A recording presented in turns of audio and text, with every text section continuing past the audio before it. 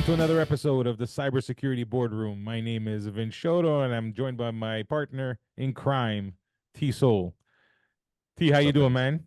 Doing good. Doing good. Cool. We got updates. Well, they have an update. So they're saying that And CDK is who again? CDK for our this viewers so is they do so they produce and they run this, it's a dealer management system. yeah, And so that's a piece of software that they use to do everything. yeah, Talking that's how you sign deals, that's how you yeah, deal with service, that's how yeah. they deal with payroll, accounts receivable. That's been down since end of let's see, June 18th. Since June 18th, these dealerships have been using pen and paper because the CDK Dude, software was breached. dealerships have so much overhead, man. They have Right. so much overhead that they can't afford to lose a day's worth of productivity, let alone since Exactly. the 18th. That's nuts. Exactly. You Yeah. know, we were speaking with a friend, Yeah. colleague, and he was saying that he went to get his car serviced this Yeah. week, Yeah. and they were writing everything down on paper. Can you And he was imagine? asking them, saying, "So what's going on? When you guys are going to be back up?" And there's that, "Oh yeah, everything's under control. Everything's under control." They have no It's idea. fine. They have no idea.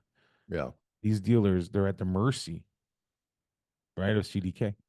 They have no idea. When CDK tells them they're going to come back up, then that's when they're going to come back up. But up until that time, they're losing money hand over fist on efficiency and Yeah. effectiveness. I'm sure they're not being as effective as they can.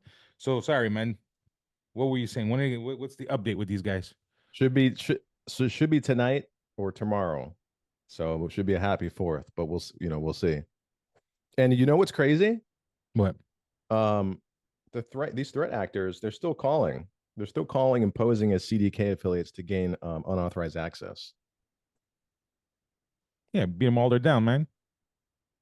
So, this last breach happened while they were recovering from a breach the day before. Yeah. Hopefully, it doesn't happen a third time. Mm-hmm. So We'll when you're see. boxing somebody and you got them in a corner and you hit You them don't with a want them out of the blow, corner. when you hit him with a blow, you don't let them out of the corner and you keep on Right. hitting him and hitting him and hitting him, Right. right? Until they get down. Then they get down and get back up. You hit them again because they're vulnerable. Human nature, man. Yeah. Or maybe in Yeah. this case, bot nature. I don't know. Bot nature. Yeah. Here's another update for you. Prudential. You've probably heard of them. Prudential life insurance. Prudential Insurance, right? They are pretty large insurance, benefits, all that kind of stuff. Gotcha. Provider. Right. They had a breach back in February. They notified 36,000 people that their info was leaked. It was driver's licenses, names, non-driver identification number. 36,000 people. Hmm. Turns out it was actually 2.5 million people that were impacted. So that's the latest update from them. It's You know just these interesting. insurance providers, dude. So I think of it, right? Okay, so you got this information that's leaked. So you've got data elements that are leaked. My personal information. Great. The other thing is, we were talking about Disney last week and how Disney Mhm. has all these analytics, generational analytics Yeah. that they derive from the information that they have or the data that they have, Yep. come up with strategy. The Hmm. actuarial sciences, man. Insurance companies are all about that. They're all about understanding risk and the risk you represent. That Hmm. analysis, that information, that wisdom must be Hmm. stored somewhere. If they Oh can yeah. compromise them and get access to this bespoke information, such as my driver's license or my birth date or social or whatever, they can get access to that stuff too. Imagine if they start getting insight. They've derived all this insight. They've done all this work. They've spent countless amount of dollars to get that done through time. They've got that information somewhere. If ever that stuff gets compromised, man, we're hosed. We Yeah. are hosed, my friend, because we are empowering these bad actors. We're going to give them all this insight and wisdom. We're going to give these people wisdom, these systems wisdom to be able to attack us and to attack others. Hmm. That's a scary bit, man. Yeah. So they went from 36,000 to what? 2.5 million. A little bit of 2.5 a million. a little bit of an error in A rounding accounting, error. like a rounding error using an Yeah. abacus. Yeah. Yeah. Hey, something else I wanted to tell you. I IT Soul, I experienced a breach. I got a notification this morning, A breach. or yeah, not a breach, but a notification that a service that I use was breached. So I play Dungeons and Dragons. Now, keep in mind, I'm not that big of a nerd, but I'm enough of a nerd to play it. I've never, Soul. I know, honestly, it's kind That's of fun. exactly what. I, Well, you know what? I would expect a guy that comes out of the military, having worked for Sear, to yeah, play Dungeons and Dragons. I don't know. It just seems like the type of role playing you guys do. it's, oh, yeah, no, I mean, I guess more than you know. um, no, I mean, it's kind of cool. We do it once a month with her friends, and it's kind of interesting to like shift gears and Hmm. be imaginative and stuff like that. Anyway, so there's a couple different things we use. One of them is Roll20, and it's this I have no idea what you're talking about. well, it's a piece of software, Okay. the web service. We use it to, I think, do the actual game. Like there's a map on it and stuff like that. Okay. Anyway, you got to sign in. So they just let me know that they may have, let's see, on June 29th, an administrative account was compromised. They acted to ensure unauthorized access was blocked. Following the investigation, they learned that unauthorized third party had access to administrative tools, which may have resulted in the exposure of your personal information, such as your first and last name, email address, last known IP address, and last four digits of your credit card, if you had stored information. And I can't tell you how many of these I get. Bro, you remember I told you last time you got all these systems out there and they all ask to store your credit card information. Mm-hmm. If you store your credit card information, once they get compromised, they get a piece of the puzzle. Yeah. Do you ever put your information, if you buy something online, Dude, I Google? used to. I used Yeah. to put my information on everything because it was so easy. But you know what I'm talking about? Like Google. Google will save your everybody's asking if they can please save your payment Yeah. information. They'll Yeah, trust yeah, us. yeah. Yeah. I You used to got put it. everything like Chrome, this, that. Yeah, of course. It It was scares nice me. and easy. Nice and Yeah. easy because then I don't need to pull out my credit card when I'm doing something. I just put it there. You know what I mean? Select Right. it, done. I don't do that anymore. I cleared all that. That's way too risky. Yeah. But and then the other thing is, that Dungeons and Dragons. So I know nothing. Like if anybody doesn't know anything, I don't. The only thing I know about Dungeons and Dragons is because I watched The Big Bang Theory. You know why? You know why I decided to play it? Why? Have you ever seen Stranger Things? Yes, I have. That's why. Really? So you're new Yeah. to the game? Oh yeah. I Okay. don't know what I'm It's doing. not. It's I'm a not one of level. those things where you've been playing since you're a kid. I'm a level two. I'm a level Oh, there's two levels. barbarian. That's right. I'm a level two barbarian / wizard, dual class, baby. Okay. Okay. Pretending I know what that means. I guess my point is that you take these games and things like that lightly, and so people don't realize that it's just as risky as anything else. You're storing Right? information that's out there, and you just take I it lightly. You don't I think of it, right? You don't yeah. think anything of Yeah. it. Yeah. And so and we talk about this a lot, like critical versus non-critical systems, Hmm. lateral movement in government. Roll20. I mean, how many little websites and applications and things like that you use for something that you think is like, for gaming, Hmm.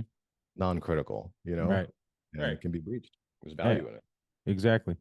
I speaking of that, having your credit card information all over the place. Listen, I'm a man of technology. I use tech all the time. Right. So I'm a bit of a lazy person, I guess, because I use tech all the time. Maybe it makes me want to use it more. But I look at if you're going to use it, I just try to use one system. Yeah. You look at one system, you try. If your system is, for example, Apple Pay, Hmm. let's just say it's that. Put everything there and leave it in one area. And at least if you're going to pay things in an automated fashion, whether you're at the self checkout counter or you're just paying for gas or you're buying something online, a lot of them now have all that Apple Pay feature.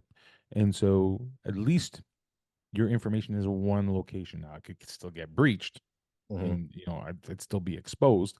But to me, having it in one place is easier for me to manage because I can turn something on and off very quickly. I can manage the information that's there very quickly. And at least I'm not depending on, I rather depend on one company that I trust will do a good enough job, hopefully, Mhm. than to depend on 100 companies because they build up through time that hopefully will do a great job, and sometimes and you won't have any in there that do a poor job, and some of them that do a good enough job. You know what I mean? So I Yeah. rather it's a rather than have a one to many, I rather have a one to one and let that one to one deal with the one to many. Yeah. Makes me think of identity sprawl. Same Yeah. concept, just all easier to manage.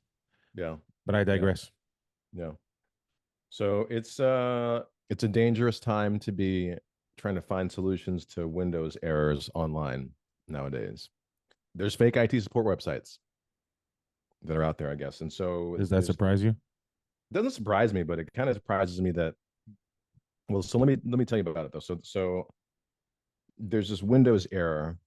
It's called the OX 800 706 43 error. It's like some Sounds like a sort of a mouthful. partitioning. Yeah, it's about some kind of partitioning error. Anyway, surfaced back in January 24. And so they're looking, they're trying to figure out how to fix it online. And so they're going to these websites like pchprwizard.com, another prwizard.com, and they're promoting fake fixes that involve running PowerShell scripts and or importing registry files. So you're basically downloading malware, which extracts sensitive data, extracts your, credit cards, cryptocurrency wallets. Wow. Text files, 2FA, authentication databases, all that.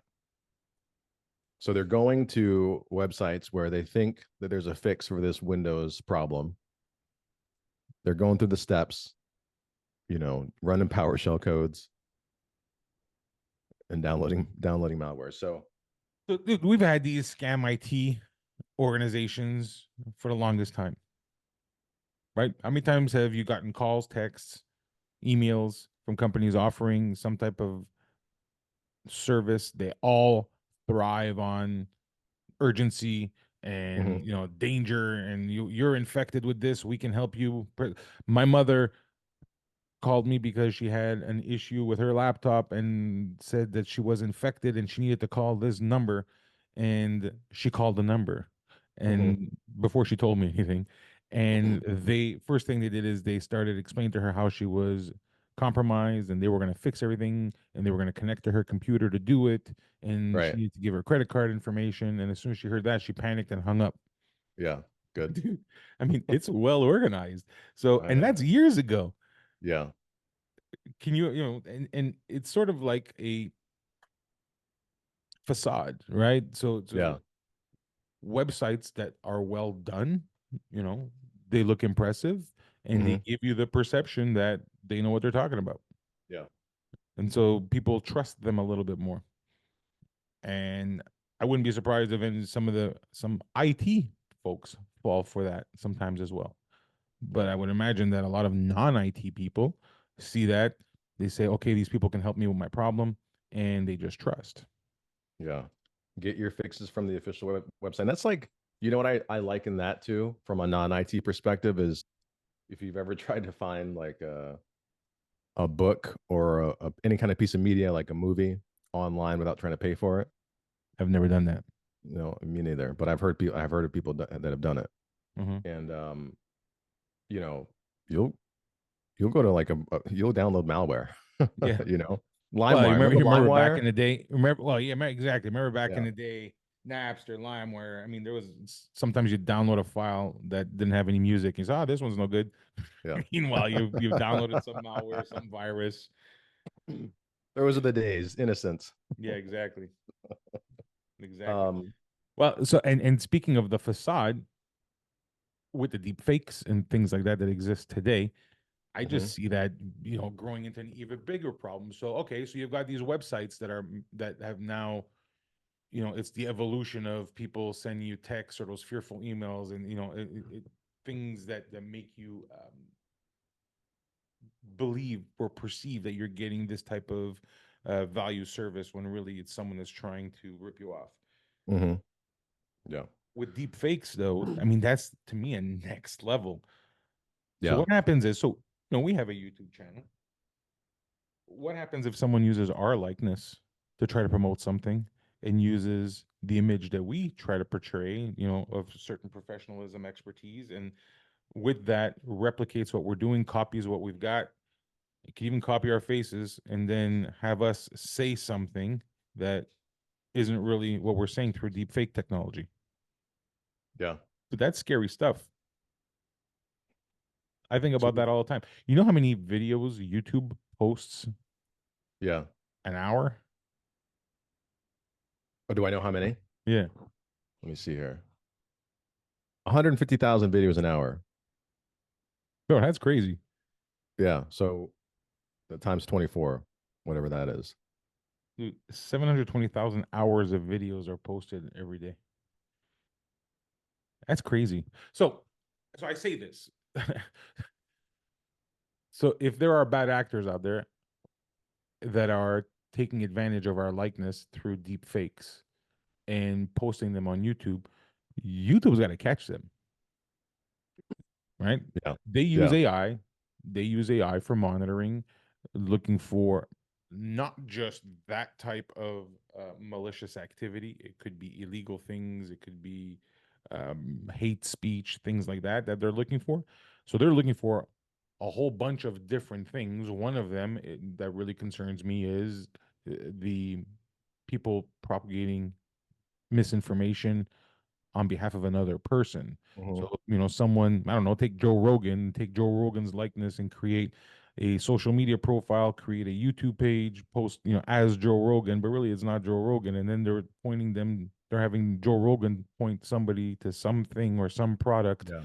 that is either because they want to sell the product and they're using his likeness, or they want to leverage the trust that he's built in his following to Mhm. take advantage of people. So YouTube has AI technology that they've deployed that is continually looking at that. They've got programs in place, like they've got groups of people that report information that Yeah. have been Moderators. empowered to, Yep. to identify stuff and then put it up. And then they got people physically looking at videos that are uploaded. Let's say they caught all of them. Okay, fine. But certainly they can't catch all of them the moment they hit. Mhm. And so the stuff that squeaks through, there's still some vulnerability, Yeah. right? Same thing for Facebook, same thing for Instagram. All Mhm. that stuff can happen there when you're posting stuff. They've got systems, bots, people, processes, groups in place that are looking to identify, call out bad actors. Mhm. But it still exists. There's Yeah. stuff that still squeaks through. You Yeah. can't believe 100% of what you see and what you hear during the NBA finals. I was seeing some stuff come out where like Luka Doncic was talking badly about Boston and how Yeah. he You told me hated about them that. and blah blah blah and going all that, and then the coach coming out the next day talking about how he thought everybody sucked and things like that. And then you look at it, that's AI, that's all deep fakes. No one ever said any of that. But if you don't Yeah. know any better, if you don't look under the hood a little bit, if you don't research, you'll look at that quick and say, "Ah, this guy, I can't believe he did that. I can't believe he said that. Mhm. He's an asshole." Right? Yeah. So I look at all that stuff and I think to myself that there's a lot that we need to do. So when we tell people to reach out to us, for example, they need to reach out Mhm. to us at the source. So reach out to us via LinkedIn on our profiles. Less likelihood of it being a scam, but at least we're telling you where to where to reach out. Mhm. The address. Go to our Instagram page that we say to go to on this page. But at the end of the day, people still need to do their research. People still Yeah. need to be wary of who they're interacting with. Absolutely. That's what it So boils down to. it really comes down to being responsible yourself for that type of stuff. As technology increases, the threats increase, the defense tactics increase, but in the middle of all that is us, the Mhm. humans. So us Mhm. as humans, man, we gotta make sure that we are on top of it. So I I think we've been healthcare has been taking a large spot in our podcast. Yeah. Change Health, Ascension, and it's always it tends to be third party or breaches via third party. And Hmm. we got another one here. Really. Yep, yep. Geisinger Health. They're based out of Pennsylvania. Hmm. huge. I think they serve what is it, over 40 counties in Pennsylvania. Huge health organization down there. What are they? A practice? What are they? They're a practice, yeah. Okay. They're a, yep. So they Community serve most of practice? Pennsylvania. I mean, I think they're a bit larger than a community practice. Okay. Well, 40 counties, that's pretty big. You're right. Right. So they basically what happened is back in November 23, this is early last year or late last year, excuse me. Their third party IT service provider, Nuance Communications, notified them that a former employee, after they were fired, had accessed personal information. And they accessed the information of over a So million. they didn't offboard this person in properly. an offboard, yeah. Yeah. So a third party Mm. didn't properly offboard an employee, which impacted Geisinger. Ay, ay, ay. So, wow. So that means that, A million patients, a million records. dude, so that means you need to really consider, we talk about app sprawl and we talk about Mhm. identity sprawl. Mhm. And identity sprawl is basically where people go sign up for things and they have so many of them that you don't realize how many are out there. And then some things that they've signed up for while in your organization, you may not be aware of from an IT perspective, or you have some lax processes in IT where things didn't get identified. Then when you offboard them and you leave, you turn off XYZ things that you thought they had, but you didn't turn off ABC that you didn't know they had. That's Right. one problem. But the fact that a third party also has that issue just exacerbates that problem. It just grows the risk grows exponentially. Yeah. So you need to work with your third parties, right? Yeah. When you offboard somebody. I think Can you imagine also when you want to offboard someone that it's business, right? It's about perception. And so sometimes you don't want to necessarily let people know that people are no longer with the organization because you think it might give your organization a bad exactly image if others perceive people as leaving or mass exodus, or this is a key person and you don't really want everybody to know that that person is not there anymore. But you don't tell your third parties or you don't tell your customers, and these people had access to systems. Yeah. You got a moral obligation to do it. Right. Screw It's perception. a policy thing. Screw perception. Yeah. Yeah. That's pretty messed up, man. So but the fix for Geisinger. It's not necessarily a fix, but they can mitigate this risk by being aware of who their data partners are and what their policies are. Do they have a solid security posture? Hmm. Do they have appropriate policies and procedures when folks are termed? Yeah. And I think as a prime, if you're working with vendors, you need to know these things. And you have that stuff documented. You need to have the procedures in place. So when somebody leaves, there's offboarding that you need to be able to communicate it to them. And they need to demonstrate to you that they've complied so that you no longer have a risk. Because if you didn't tell the person, or you did tell the person and they didn't remove them and they've got access to the system, they can move laterally back into your system. Yeah. Right? Yeah. It's a big, big web. Sure is. Well, all right, man. Appreciate everything you brought to the table this week. Look forward to some updates on some of these and some future discussions. Absolutely. Yeah, man. So I wanted to thank our listeners and viewers once again for listening to our either a podcast on Spotify or Apple Play or Apple Podcasts. And to those that are watching us on YouTube or through LinkedIn, watching our videos, appreciate you guys. And I encourage you to give us a shout. Let us know what topics interest you. Even if you got questions, love to help you guys. And to our sponsors, Cloud Warriors, they can be reached at cloudwarriors.ai. Thank you for your continued support. Really appreciate it. Let's T and I do what we love to do, and that's to talk through and educate folks about stuff in a leisurely manner. But really, really appreciate it. Really appreciate the support and the partnership throughout. So with that, T, I bid you a good week. I bid you a good fourth. Hope you have a lot of barbecue, a lot of beer, a lot of fun, a lot of family time. I'm gonna put on about 5 pounds in the next 2 days. It's okay. You can go running after. Yeah. All right, brother. I'll talk to you. All man. right. Talk to you soon. All right. See you.